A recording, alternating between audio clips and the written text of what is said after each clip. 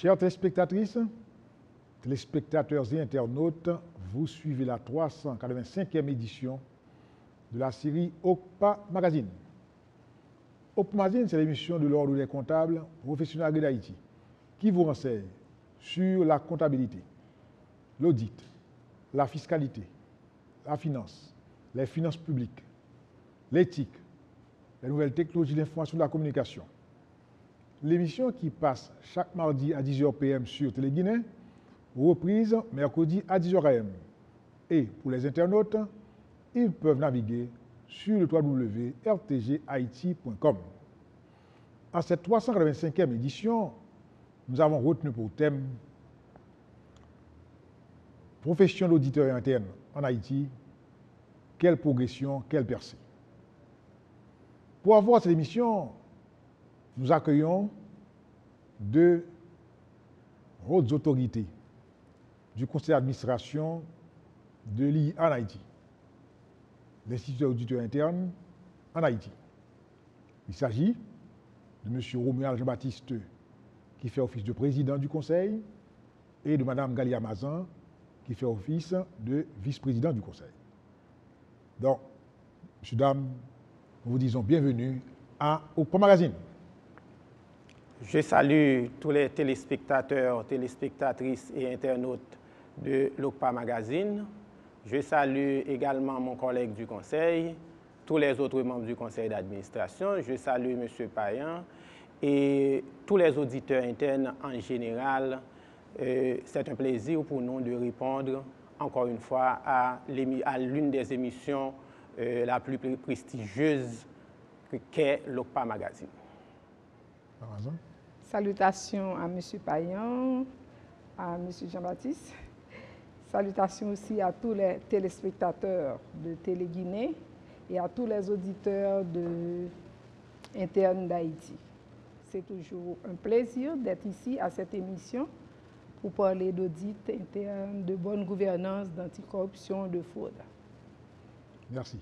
Bienvenue. On prend une pause. On vous revient.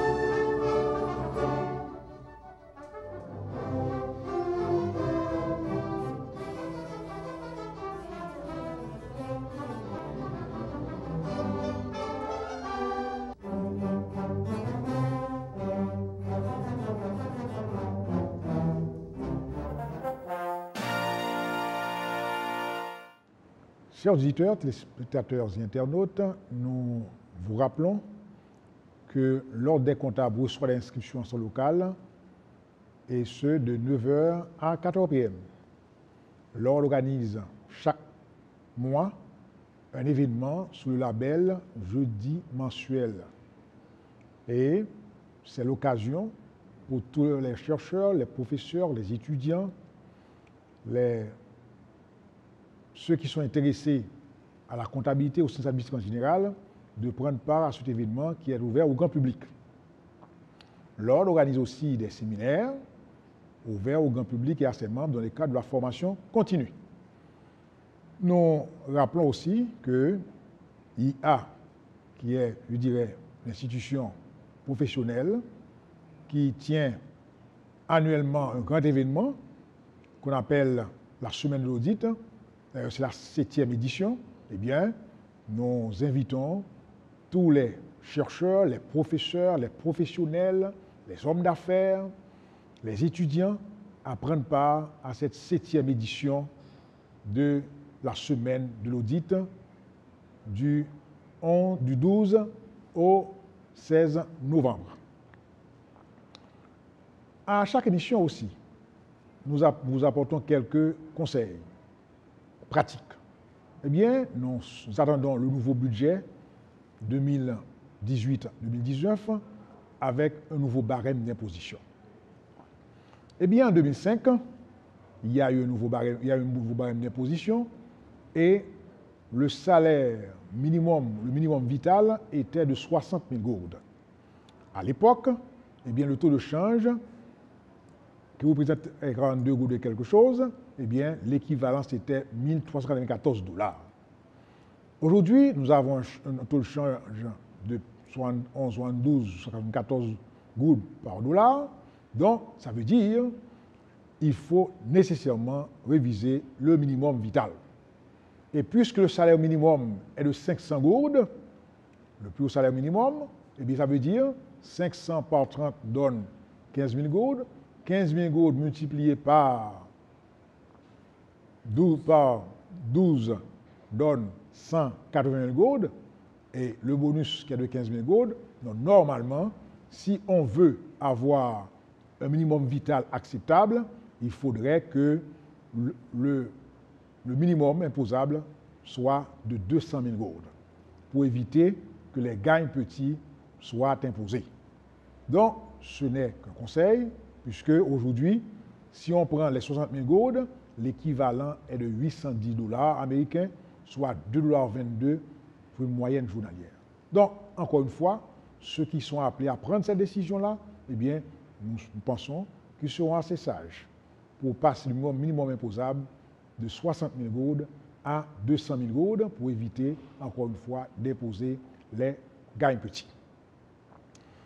L'émission Ocpa Magazine, cette série a pour thème profession d'auditeur interne, quelle progression, quelle percée. Donc, lorsqu'on parle d'auditeur interne, on parle de la structure organisationnelle de l'entreprise, on parle de la comptabilité, de sa comptabilité, on parle d'audit indépendant, on parle aussi de la nécessité de rendre compte. Donc, on parle de la gouvernance d'entreprise. Donc, ça veut dire on est en présence de thèmes d'une grande importance puisque aujourd'hui, on veut que ce pays soit mieux géré. Quand on parle de ce pays, on voit les entreprises publiques, les entreprises privées, les institutions à but lucratif, les associations, etc. Donc, il faut que tout le monde, tout chacun, se sente concerné par l'obligation de rendre compte. Il faut rendre compte aux membres de sa famille, aux responsables d'association, à ses partenaires, etc. Donc, encore une fois, parler d'auditeur interne, de cette profession-là, c'est parler effectivement d'un élément d'une grande importance dans le cadre de la bonne gouvernance. Aussi, la première question que nous allons adresser à nos chers invités, M. Oumia Jean-Baptiste, Mme Amazan, eh bien, quel est votre constat, je dirais, sur cette profession d'auditeur interne en Haïti particulièrement? Tout d'abord, l'audit interne, c'est une profession qui évolue avec le temps. En Haïti, nous avons créé en 2003 l'Institut des auditeurs internes, qui est la représentation de l'autorité mondiale en matière d'audit interne. De 2003 à date, nous estimons qu'il y a beaucoup de progrès. Dans la mesure où aujourd'hui, l'audit interne, on parle d'audit interne dans tous les milieux, que dans le secteur public, que dans le secteur privé, que dans le secteur international.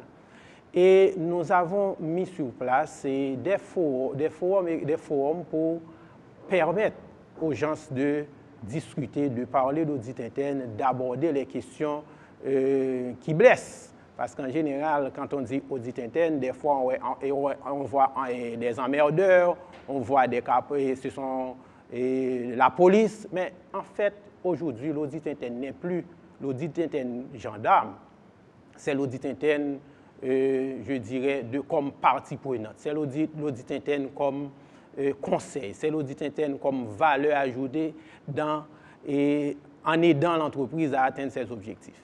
Les progrès sont considérables puisque en 2003, 2005, 2006, c'était un petit peu, je dirais, la phase baisse et la phase la plus basse au niveau de l'audit interne. Mais à partir de 2012, nous avons initié ce qu'on appelle la semaine de l'audit. Et de 2012 à date, cette thématique-là prend une place, je dirais, importante sur l'échiquier financier en Haïti.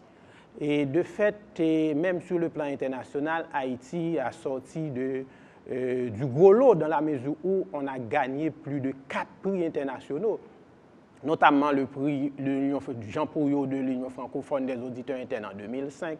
En 2006, Building Awareness, champion de l'IA Global, 2017-2018, encore pendant 3 années consécutives. C'est autant vous dire que ce que nous sommes en train de faire en Haïti en matière d'audit interne est reconnu au niveau mondial et en Haïti, ça n'échappe pas parce qu'aujourd'hui, je me rappelle, la Cour supérieure des comptes était en train de préparer son plan stratégique. L'IA était l'un des principaux invités qui était sur la table pour parler de bonne gouvernance, parler de l'audit interne, parler des institutions supérieures du contrôle. Et aujourd'hui encore, si on regarde, c'est que la bonne gouvernance, c'est sur tous les lèvres aujourd'hui. Tout le monde parle de reddition des comptes, tout le monde parle de la bonne gouvernance, parce qu'aujourd'hui, le problème se pose. Parce qu'une fois que vous êtes des responsables, qu'il s'agit d'institutions publiques, privées et internationales, vous avez l'obligation de rendre des comptes. Moi, en qualité de président de l'Institut des auditeurs internes, j'ai l'obligation de rendre compte à l'ensemble des membres, puisque j'ai été élu par l'Assemblée et j'ai l'obligation de dire voilà ce que j'ai fait avec les ressources de l'institution. Et aujourd'hui, je pense que nous n'avons pas gagné la bataille, mais encore une fois, nous sommes sur une bonne voie. Et si nous regardons aussi les statistiques de la première année à aujourd'hui, les partenaires qui continuent à apporter leurs contributions, nous regardons la croissance des membres, nous regardons également la croissance au niveau des institutions qui participent dans nos séminaires. Et chaque année, nous organisons au moins 3 séminaires par année pour former les professionnels, pour sensibiliser les décideurs politiques et économiques sur les véritables enjeux de l'audit interne et ses retombées pour l'institution. Et à ce niveau-là, moi, je pense que nous sommes sur la bonne voie en matière d'évolution, en matière d'audit interne en Haïti. Et aujourd'hui encore, et c'est un petit peu nouveau, il y a une université sur la place qui offre un cours, je dirais, au niveau 2e degré en matière d'audit et de contrôle. C'est déjà des pas dans la bonne direction. Et nous autres aussi, nous allons vers les universitaires, vers les jeunes universitaires pour leur sensibiliser parce que le pays de demain, il faut aller à la base et l'université est le lieu par excellence du savoir qu'il faut attaquer les problématiques. Très bien. Vous avez quelques précisions à apporter. Justement, et puisque le président a introduit la question qu'il y a au moins une université de la place qui a lancé depuis 2008-2009 un programme de maîtrise en comptabilité contrôle audit. Eh bien, justement, il y a un intérêt pour la profession de l'audit. Et le constat qu'on a fait, il y a un projet de mémoire à soutenir à la fin des 2 ans du programme. Et la majorité des étudiants ont présenté un thème sur l'audit interne. D'où l'intérêt des étudiants, ils sont intéressés pour l'audit interne. Et comme c'est un des objectifs de l'IA, c'est de non seulement sensibiliser le haut management pour avoir une structure d'audit interne, mais aussi de sensibiliser pour avoir un bassin de professionnels et bien imbu de la question d'audit pour effectivement aider les institutions à contrôler les risques et à pratiquer ce qu'on appelle la bonne gouvernance. Très bien. Alors là, vous avez bien dit que la profession d'auditeur interne gagne du terrain en Haïti et vous avez fait référence, je dirais, aux cours de formation, aux programmes dans les universités.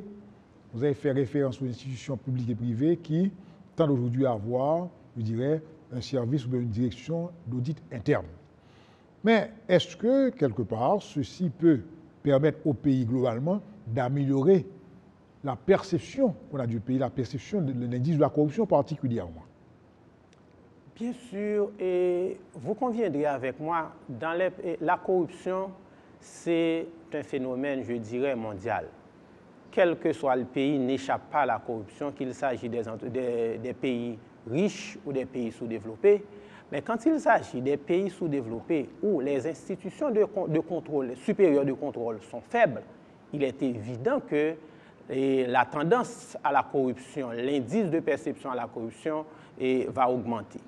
Mais aujourd'hui encore, et moi je pense que si les autorités concernées, quand je parle d'autorité, je veux parler des autorités financières, économiques, politiques, sociales, qu'il s'agisse des entreprises privées ou publiques, parce que la décision d'avoir un département d'audit interne est politique. Quand je dis politique, ce n'est pas politique politicienne, mais c'est politique puisqu'il revient au plus haut niveau de l'institution, au plus haut niveau du management, de prendre la décision d'avoir un département d'audit interne. N'importe qui ne peut pas décider d'avoir un département d'audit ou de ne pas l'avoir. Par exemple, dans une institution, c'est le conseil d'administration ou la direction générale qui a la responsabilité de décider d'avoir un département d'audit ou de ne pas l'avoir. Au niveau d'un ministère, c'est le ministre qui a le pouvoir de prendre cette décision. Au niveau d'une entreprise privée, c'est le PDG. C'est pour vous dire que la décision est politique puisque c'est le haut management qui doit prendre cette décision. Mais des fois, ils ne savent pas aussi qu'ils ont tous à gagner d'avoir un département d'audit interne. Parce que quand vous avez un département d'audit interne, vous avez des conseillers en permanence. Vous avez des gens qui veillent, est-ce que les dispositifs de contrôle qui ont été mis en place par la haute direction, est-ce que c'est suffisant? Est-ce que c'est applicable? Est-ce que ça mérite d'être corrigé? Et ceci en tout le temps du processus. Autant vous dire que vous avez tout à gagner d'avoir un département d'audit interne au sein de l'institution, puisque chaque fois que vous allez faire une décision, les auditeurs internes vont poser des questions. Est-ce que cette décision-là que vous allez prendre pour dépenser telle ou telle ressources, est-ce que cette décision a été économique? Est-ce que cette décision a été efficace? Est-ce que cette décision a été efficiente? Et à cette réponse-là, vous allez voir, est-ce que nous sommes sur la bonne voie ou pas? Autant vous dire que les auditeurs internes aident aussi à minimiser les risques au niveau des entreprises. Il n'y a pas de risque zéro. Mais il faut minimiser et mitiger les risques pour empêcher que l'événement arrive effectivement. Mais à ce niveau-là, les auditeurs aussi aident l'entreprise à atteindre ses objectifs. Autant vous dire que vous avez tellement à gagner et à avoir un département d'audit interne, je ne vois pas pourquoi que les gens sont réticents, et c'est peut-être par méconnaissance ou bien par peur, parce qu'en général, c'est leur business, etc. Ils ne veulent pas que les gens sentent. Au contraire, c'est tout à fait le contraire, puisque ces auditeurs-là vont vous aider à faire beaucoup plus d'argent, parce que vous allez dépenser dans de meilleures conditions, vous allez diminuer certainement vos dépenses et augmenter vos profits, puisque la tendance, c'est au gaspillage, la tendance à la corruption, et les auditeurs peuvent aider à améliorer l'environnement de contrôle, et à ce niveau-là, c'est de la bonne guerre. Très bien, vous apportez une décision. Aujourd'hui, ce n'est pas un choix, c'est normalement une obligation avec les lois, avec la loi anticorruption et le blanchiment des avoirs, parce que là, ces lois ont été renforcées et les institutions au niveau international n'ont pas le choix que de les appliquer. Donc, quand nous, en Haïti, nous entretenons des relations d'affaires, notamment les banques, donc on ne peut pas se permettre de ne pas mettre en place ces applications, sinon on risque de ne pas avoir des interlocuteurs du point de vue financier et au niveau international. Donc, les auditeurs sont là, peuvent venir peuvent avoir deux approches. D'abord, venir évaluer ces dispositifs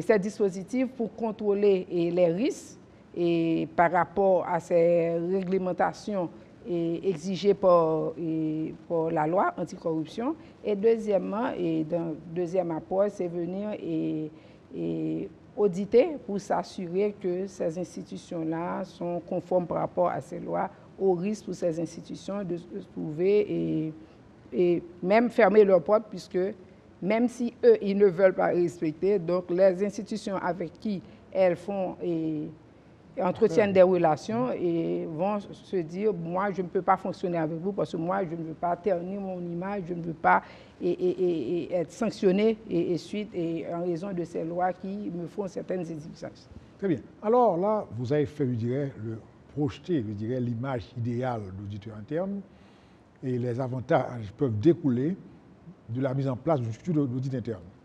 Mais alors, est-ce que, je dirais, le côté informel et culturel, et le côté culturel, à savoir tout centraliser, avoir un environnement d'entreprise familial où il n'y a pas vraiment d'intérêt divergent, est-ce que ceci ne constitue pas un frein à l'exercice même de la profession d'auditeur interne? Moi, je pense que c'est la méconnaissance peut-être des investisseurs. Parce qu'en général, quand vous avez une entreprise, l'objectif, c'est de diminuer vos coûts et pour avoir beaucoup de profit. Or, s'il y a quelqu'un ou bien une structure qui peut vous aider sur cette voie, moi, je ne vois pas pourquoi que vous ne voulez pas rentrer. Puisque même si c'est une entreprise familiale, on a investi 5 millions, on veut avoir, je ne sais pas, 50 millions de profit. Maintenant, on veut avoir le moins de coûts possible. On minimise les risques. Parce qu'en général, par exemple, si on prend le cas, une fois qu'on est dans une période pluvieuse, il y a la probabilité qu'il pleuve. Mais on ne peut pas empêcher que la pluie arrive, mais on peut prendre des dispositions pour avoir des parapluies, pour prendre des dispositions de contrôle. Et l'audit interne est expert dans ce domaine. L'audit interne va contribuer, va collaborer à ce niveau-là. Et même si c'est une entreprise familiale, personnelle, individuelle, moi je crois qu'il est opportun d'avoir des départements d'audit interne. Et si on extrapole de manière globale, il y a un ensemble d'instituts supérieurs de contrôle en Haïti, notamment le Parlement, la Cour supérieure des comptes, l'ULCC, l'UCREF, l'Inspection générale des finances. Moi, je pense qu'il doit y avoir une synergie entre ces entreprises de contrôle et qu'il soit également, je dirais, doté des lois et créer l'environnement pour que les auditeurs internes peuvent faire leur contrôle. Aujourd'hui, moi, je pense qu'en tant qu'institution de contrôle comme le Parlement, il devrait travailler également pour doter le pays d'une loi faisant obligation à des entreprises d'avoir des départements d'audit interne. Et actuellement, seulement une circulaire de la Banque centrale fait obligation aux banques d'avoir un département d'audit interne et de contrôle interne. Et lors de la dernière semaine de l'audit, nous avons recommandé à la Banque centrale, dont la directrice générale était présente dans l'Assemblée, d'essayer de réviser cette circulaire et qu'elle soit en droite ligne avec les normes professionnelles en matière d'audit interne qui sont reconnues mondialement. Et jusqu'à maintenant, ce n'est pas encore fait, mais moi je pense qu'on devrait renforcer les dispositifs de contrôle. Si on veut aller vers le marché obligataire, si on veut aller vers le marché boursier, moi je pense que les dispositifs de contrôle doivent renforcer dans le pays et l'audit interne a un rôle fondamental à jouer pour aider dans l'amélioration de l'environnement des affaires dans le pays de manière globale. Très bien. Alors là, vous avez effectivement apporté la lumière sur je dirais, les éléments qui peuvent freiner, mais qui, dans un certain sens, peuvent aussi aider. Donc, mais lorsqu'on considère, par exemple, on parle de gouvernance, on parle aussi de la délégation de pouvoir et de la délégation d'autorité. Mais est-ce que l'auditeur interne, par rapport à l'environnement général que nous connaissons, avec ses faiblesses, est-ce qu'il est indépendant? L'indépendance de l'auditeur interne, et tout d'abord, c'est l'indépendance au niveau d'esprit, au niveau hiérarchique, parce que l'auditeur interne fait partie de l'entreprise à part entière au même titre que tous les autres employés de l'entreprise. Maintenant, au niveau du conseil d'administration, s'il y a un comité d'audit, le comité d'audit délègue une partie de ses responsabilités à la direction d'audit et il travaille en synergie. Et on parle d'indépendance aussi au niveau de l'entreprise, c'est au niveau hiérarchique aussi, pour éviter que l'auditeur n'ait pas pris en sandwich. Par exemple, s'il y a un auditeur qui dépend, par exemple, du directeur administratif, il ne pourra jamais auditer la direction administrative. Et si c'est la direction financière, idem. Mais maintenant, si l'auditeur interne relève de la plus haute autorité au niveau de l'entreprise, et c'est cette autorité que dispose le conseil d'administration ou la direction générale, et qu'il délègue une partie de son autorité aux auditeurs internes pour essayer, parce que ce sont les yeux du conseil d'administration, ce sont les yeux de la direction générale sur l'ensemble des opérations, je dirais, quotidiennes et opérationnelles. Puisque l'auditeur interne ne rentre pas dans les activités journalières comme opération proprement parlée, les auditeurs ont le recul nécessaire, l'indépendance nécessaire pour mener à bien leur mission et aider à améliorer, parce que quand vous êtes en train de faire quelque chose au jour le jour, des fois avec la routine, il y a des choses qui passent que vous ne pouvez pas voir. Mais une fois ça arrive auprès des auditeurs, ils vont rester regarder avec des yeux, je dirais, très objectifs pour essayer d'aider à améliorer l'environnement et la maîtrise des opérations au niveau de l'entreprise. Très bien. Donc, l'auditeur interne joue ce rôle de chien de garde et permet de mitiger les risques, etc. Mais alors, au niveau des interventions de l'auditeur interne, est-ce que ce sont des interventions qui sont programmées par la direction elle-même ou bien ceci est laissé à l'initiative de l'auditeur interne en tant que professionnel? Pour faire suite, parce que là, si l'institution a un comité d'audit ou le comité d'audit délègue la responsabilité au responsable d'audit ou bien au directeur d'audit, donc cet auditeur, ce responsable d'audit a la responsabilité d'élaborer et tenant compte des risques qui ont été identifiés lors des missions antérieures ou du moins c'est des risques identifiés par les autres directions, d'élaborer, pas vrai, parce que là, la matrice des risques, donc c'est un travail de l'ensemble du management et l'auditeur interne peut coordonner ses activités. Donc, sur la base de ces risques identifiés, élabore son plan d'audit, pas vrai, et tenant compte aussi de la charte d'audit existante dans l'entreprise, eh bien, ce document-là, c'est les activités d'audit sont prévues. Donc, ce document-là doit être validé par le conseil d'administration, le comité d'audit ou la direction générale et partagé avec l'ensemble des directions. Eh bien, c'est sur cette base. Mais ce plan d'audit annuel doit être communiqué et laisser d'espace pour que des missions ponctuelles, parce que là, il peut y avoir des missions ponctuelles, donc il faut laisser assez d'espace. Donc, c'est sur sa base de ce document, toutes les missions sont programmées et l'audit doit agir de façon proactive.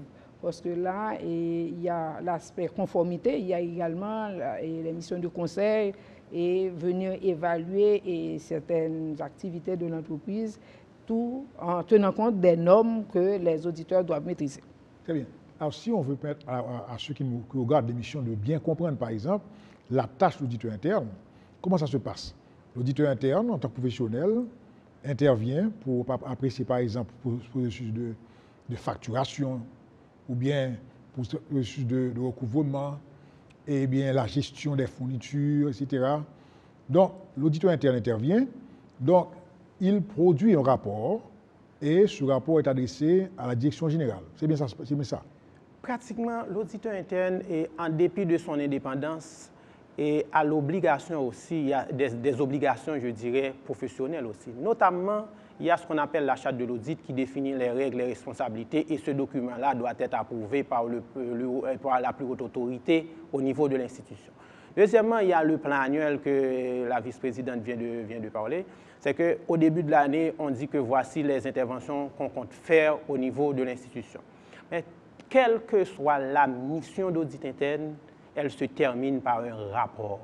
Et dans le rapport, il y a toujours des recommandations. Et ces recommandations visent à améliorer. C'est un petit peu ça. Et généralement, il y a des procédures proprement utilisées par les auditeurs. Et il y a tout d'abord, outre qu'il y a déjà ce qu'on appelle le plan d'audit qui est connu, approuvé par la haute direction, il y a également ce qu'on appelle les lettres de mission.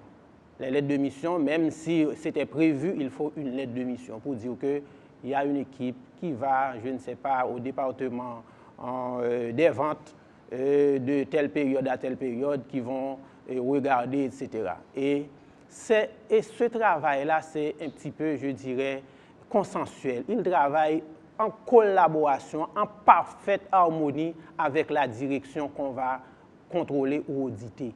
Et ceci, chaque fois qu'il y a des remarques, qu'il y a des problèmes qui sont relevés, on identifie les problèmes. On regarde qu'est-ce qui est à la base de ce problème et qu'est-ce qu'on va faire pour résoudre ce problème.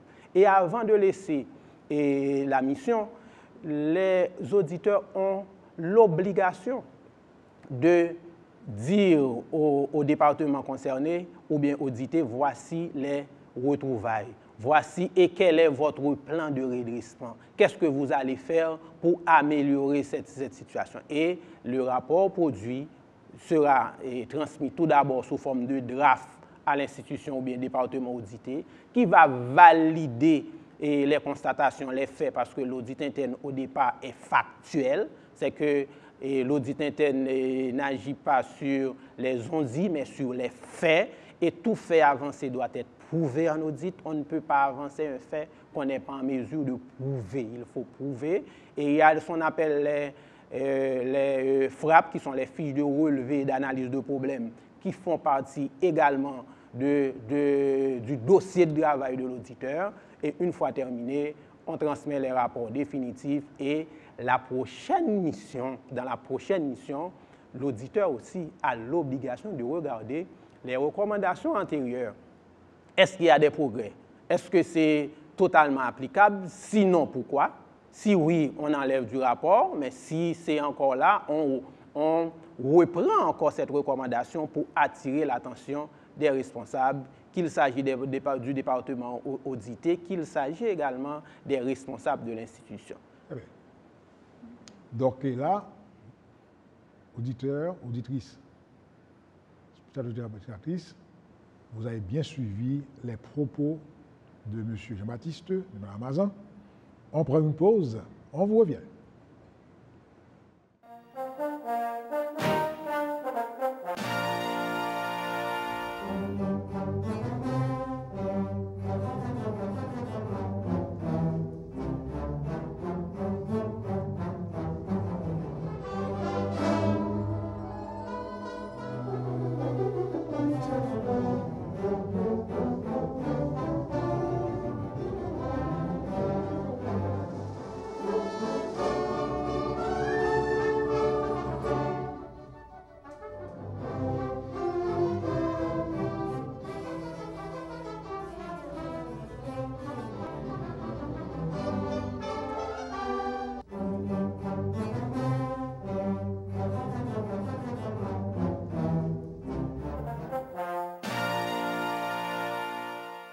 Chers téléspectatrices, téléspectateurs et internautes, vous suivez la 385e édition de la série OCPA Magazine.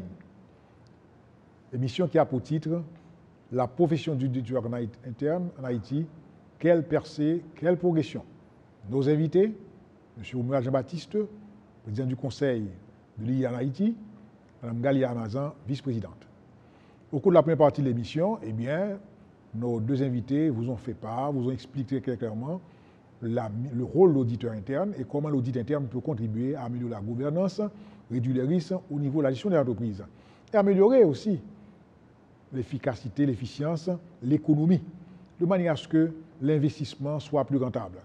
Donc, dans le secteur public, l'audit interne joue un rôle important parce qu'à ce moment-là, puisqu'on parle de ressources publiques, l'audit interne peut faciliter une meilleure perception dans la gestion de la chose publique. Et, au cours de l'intervention de nos invités, eh bien, on a mentionné particulièrement les institutions de contrôle telles que le Parlement, la Cour des comptes, l'UCREF, l'ULCC, donc l'Inspection générale des finances. Donc, ce sont des institutions qui ont une mission capitale en matière de bonne gouvernance. Et, encore une fois, les autorités ont tout intérêt à renforcer l'institution de contrôle de manière à ce que le grand public soit plus confiant dans la gestion de la chose publique.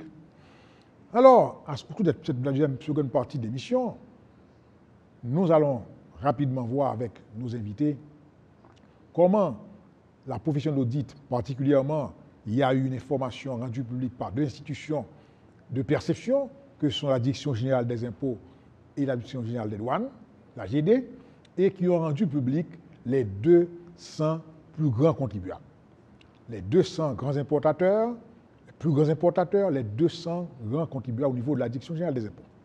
Donc, est-ce que, dans de cette publication d'informations, vous avez pu déceler quand même certaines entreprises qui sont dotées de la structure d'audit interne et est-ce que leur gestion, effectivement, justifie leur classement? La question peut être embarrassante. Hein?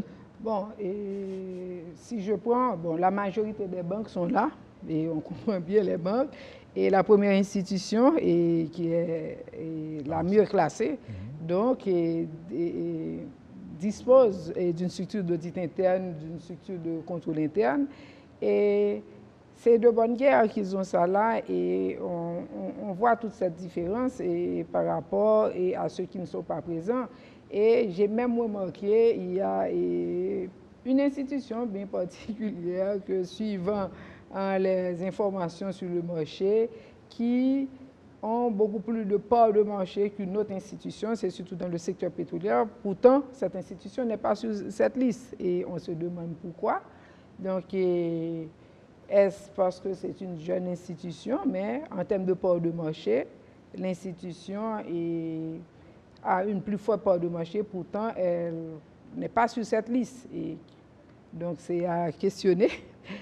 Et je pense qu'on a presque la majorité des banques et on sait pertinemment que ce soit une question réglementaire parce que la Banque centrale fait exigence à ces institutions d'avoir un département d'audit interne, de contrôle interne. Ces 200 institutions les mieux classées et pour l'Institut un marché où on va essayer d'avoir un rapprochement avec ces institutions, essayer de voir s'ils disposent d'un département d'audit, d'un service d'audit interne et on va lancer très prochainement une enquête pour recueillir le maximum d'informations et voir dans quelle mesure que l'Institut, via ses auditeurs internes, puisse accompagner ces institutions. Et dans un seul optique, c'est de les aider à renforcer et à mettre en place les principes de bonne gouvernance. Très bien. À ce niveau-là, et j'ajoute quelque chose, c'est qu'au niveau des banques, c'est une obligation réglementaire. Ils n'ont pas le choix. Ils n'ont pas le choix d'avoir un département d'audit interne. Même si moi, je suppose que la Banque centrale revise cette circulaire pour essayer, pour voir qu'elle soit en droite ligne avec ce qu'on appelle les principes, le cadre de référence international pour la pratique professionnelle en matière d'audit interne. Mais maintenant, ces entreprises privées aussi, nous allons vers ces entreprises. Parce qu'en fait, c'est la raison pour laquelle que nous avons continué, intensifié nos formations pour essayer de mettre des professionnels sur le marché qui sont à niveau et à même de vendre ces services. Et à ce niveau-là, plus de 200 professionnels formés en Haïti pendant les 7 dernières années. Autant vous dire qu'il y a ce qu'on appelle une pool de professionnels disponibles. Et ces institutions-là, et actuellement, nous avons un projet qui a été déjà élaboré en attente d'un financement pour essayer de lancer un audit dans toutes les institutions privées en particulier pour voir combien d'institutions à travers le pays disposent d'un département d'audit interne. Et aujourd'hui, nous tenons à cœur encore cette enquête.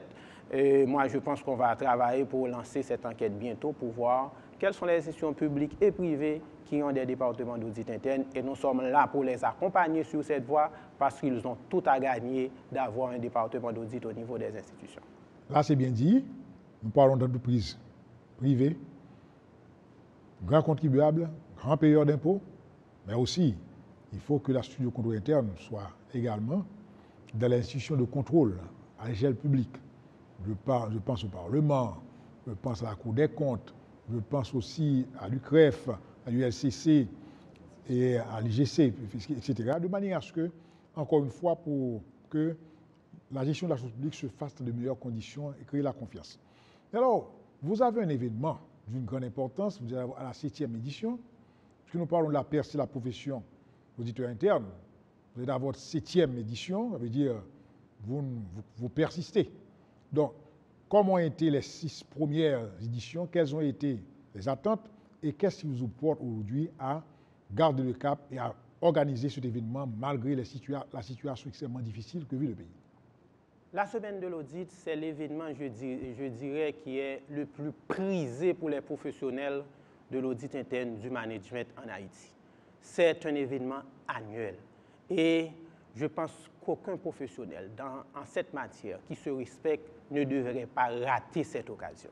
C'est l'occasion de mettre en relief, tout d'abord, la situation de la profession à travers le monde, la situation de la profession en Haïti et la contribution de l'audit interne dans la bonne gouvernance, dans la lutte contre la corruption, le blanchiment des avoirs.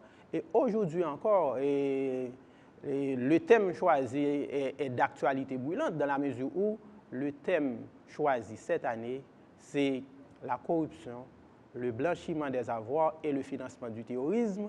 En quoi les auditeurs et contrôleurs internes sont-ils concernés?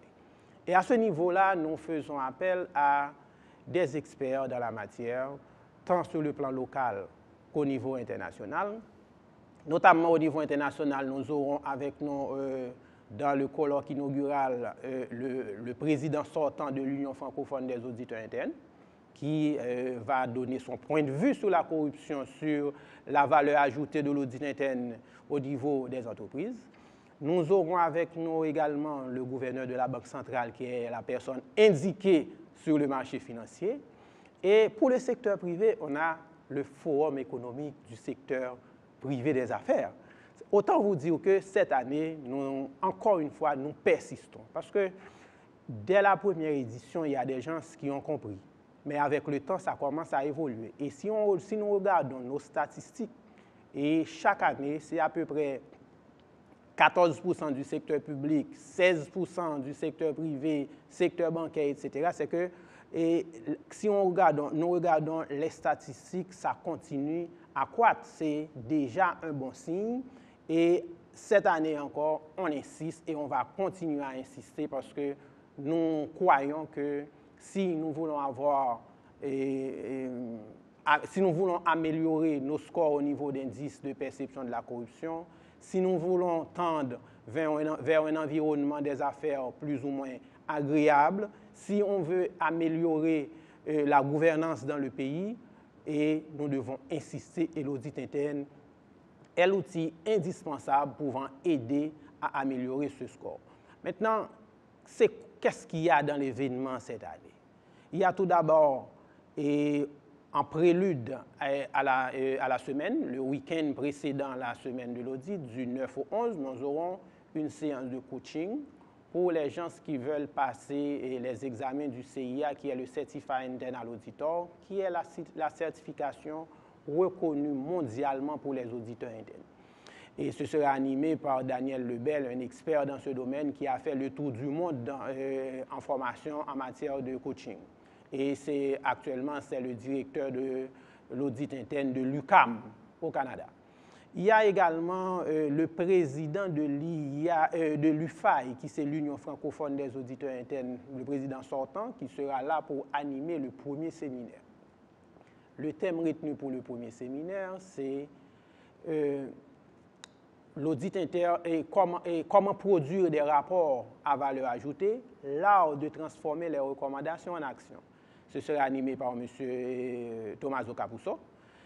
Un deuxième séminaire qui sera animé par Olivier Beauregard de l'IA Montréal, c'est les outils utilisés par l'audit interne pour supporter la gouvernance moderne et lutter contre la corruption. Autant vous dire que nous avons une semaine très chargée et qui sera très bénéfique dans la mesure où nous avons trié des intervenants, je dirais, parmi les meilleurs dans ce domaine, pour essayer d'apporter leur contribution. Et ce sera aussi l'occasion d'échanger entre les professionnels haïtiens et étrangers pour essayer de regarder comment améliorer, comment aider dans la profession de l'audit interne et du même coup améliorer la bonne gouvernance, la reddition des comptes et la lutte contre la corruption, parce qu'il y a une relation étroite entre la reddition des comptes, la lutte contre la corruption, et une fois qu'il y a corruption, il y a une relation étroite aussi entre corruption et blanchiment des avoirs et du même coup du financement du terrorisme. C'est autant de thématiques qui seront à l'ordre du jour et ce sera l'occasion pour les professionnels haïtiens, les décideurs politiques, économiques et sociaux de prendre part dans ces activités. Donc, en quoi les auditeurs internes sont-ils concernés vraiment, M. le Président?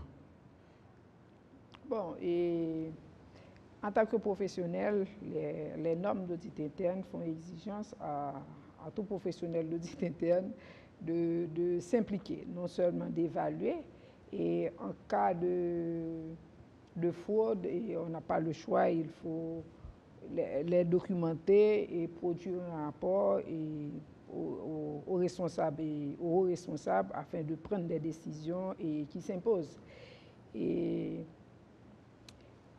Et deuxièmement, il y a les normes qui font exigence aux professionnels. Et deuxièmement, tout professionnel éthiquement correct ne peut pas laisser passer des cas de fraude, de corruption. Et il faut aviser les responsables parce que là, les cas de corruption n'ont pas d'objectif que de causer des dommages aux institutions, tant financiers qu'en termes d'image. Donc, on a cette responsabilité, on n'a pas d'autre choix que de s'impliquer et de rendre compte et documenter tous ces faits et produire un rapport en bonne et due forme. Les auditeurs et contrôleurs internes sont très concernés par cette question. Puisque les auditeurs internes étant de véritables chiens de garde des bonnes pratiques, étant des véritables chiens de garde de la bonne gouvernance, de la lutte contre la corruption, mais là, ils sont très concernés parce que on parle d'état financier, mais pour parler d'état financier, il faut parler dans quelles conditions que ces états financiers ont été préparés. Est-ce que ces informations sont fiables? Est-ce que ces informations-là sortent d'un environnement de contrôle, je dirais, où les risques ont été contrôlés? Aujourd'hui, si je prends l'exemple de la publication de la GD et de la Direction générale des impôts, je peux dire que je n'ai pas beaucoup d'éléments pour analyser. Parce que ces états financiers, je ne sais pas dans quelles conditions que ces états financiers ont été préparés. Est-ce que ces chiffres-là sont conformes au livre, effectivement? Est-ce que ce ne sont pas des documents qu'on a déposés à la DGI puisque c'est une obligation légale? Mais maintenant, est-ce qu'on a vérifié ces chiffres sont corrects? Autant de questions que les auditeurs pourraient poser à ce niveau-là. Et autant vous dire qu'on a intérêt, alors que si j'avais la certitude qu'à l'intérieur de ces institutions, il y avait des départements d'audit qui fonctionnent, et ceci selon les normes régissant la matière, je n'aurais aucun doute pour dire que je crois que ces états financiers étaient élaborés dans des conditions idéales de sécurité et je fais confiance à ces chiffres-là qui ont été publiés parce que j'ai un cas que j'avais vu une fois sur le plan professionnel, personnel. Une entreprise qui a passé 4 ou 5 ans chaque année et c'est déficitaire. Sur la 5e année, on a réinvesti plus que 20 millions de gouttes, il n'y avait pas de prêt, c'est autant de questions qu'il faut poser. Dans le système, c'est la raison pour laquelle j'ai parlé d'un environnement des affaires où le contrôle, l'environnement des contrôles est assujetti aux règles de régissant la matière. Autant vous dire que moi, au niveau de la semaine de l'audit, nous continuons et nous persistons à ce niveau-là pour qu'il y ait beaucoup plus de contrôle. Et d'ailleurs, il y a un chiffre publié par la Banque mondiale, entre 20 et 40% de l'aide publique au développement sont détournés. Et ces 20 et 40% de l'aide publique au développement, alimente la corruption et le blanchiment des avoirs. Ce sont les chiffres de la Banque mondiale. Autant vous dire que ces deux parts importants, c'est des chiffres significatifs en termes de pertes, en termes d'aide qui n'arrive pas à destination. Autant vous dire qu'il est opportun que les entreprises publiques, privées et l'État en particulier d'encourager la bonne gouvernance et de prendre les dispositions appropriées pour faciliter la bonne gouvernance et le contrôle au niveau du pays. Et c'est ce qui va améliorer non seulement l'environnement des affaires, deuxièmement les scores au niveau mondial, et en matière de perception de la corruption, en matière d'indice de développement humain, etc., etc. Parce qu'en général, dans tous ces indicateurs, Haïti se trouve toujours parmi les 10 derniers. C'est notre triste réalité. Hein. Donc le président a parlé des 20-40% au niveau du secteur public. Mais il y a également le Forum économique mondial qui a parlé de 10% dans le secteur privé. Autant dire, il y a lieu d'améliorer l'environnement de contrôle. Et autre chose que je voudrais ajouter, c'est que tout à l'heure, on a parlé des différentes activités qu'on aura au cours de la semaine de l'audit. Et on n'a pas parlé des coûts. Et ces activités-là engendrent des coûts pour l'Institut. Donc, d'un côté, je veux dire aux auditeurs, la formation est personnelle. Il est de la responsabilité de chaque individu, de chaque auditeur de se former. D'un autre côté, je les encourage, et d'un autre côté, puisque des professionnels compétents qui vont renforcer le service d'audit d'une institution seront au bénéfice d'une institution pour la bonne gouvernance. Et j'encourage également, du moins j'invite les institutions à financer ces cours de formation pour les professionnels, parce que là, les bénéfices sont personnels aux auditeurs, mais aussi à l'institution pour laquelle ils travaillent. Ceci étant dit, les coûts, donc, on a dit que quand on est membre de l'OCPA ou bien membre de l'IIA, donc le coût pour les séminaires, c'est à $350 US ou l'équivalent good autour du jour. Et pour le coaching, et pour les non-membres, OCPA ou IIA, c'est $400 US ou l'équivalent good. Quant au coaching, pour la préparation et à la certification en audit interne, c'est $500. Mais ça n'inclut pas le kit, parce que là, il y a un kit qu'il faut acheter. Et l'Institut ne fait pas d'argent, c'est tout simplement au coût, on les vend et à tous ceux qui sont intéressés, et qui vous donnent accès pendant 2 ans et à une base de données pour pouvoir pratiquer et préparer l'examen. Très bien. Alors là, est-ce que les conditions de participation pour les membres, les non-membres, mais aussi, est-ce que certaines institutions sont prêtes à financer, à supporter cette initiative? Est-ce que vous lancez aussi l'invitation à ceux qui voudraient vous accompagner dans cette grande aventure? Nous encourageons, nous félicitons et remercions nos partenaires depuis ces 7 ans. Nous avons des partenaires, en dépit de la situation difficile du pays, qui sont toujours au rendez-vous, si peu soit-il, et nous les remercions publiquement.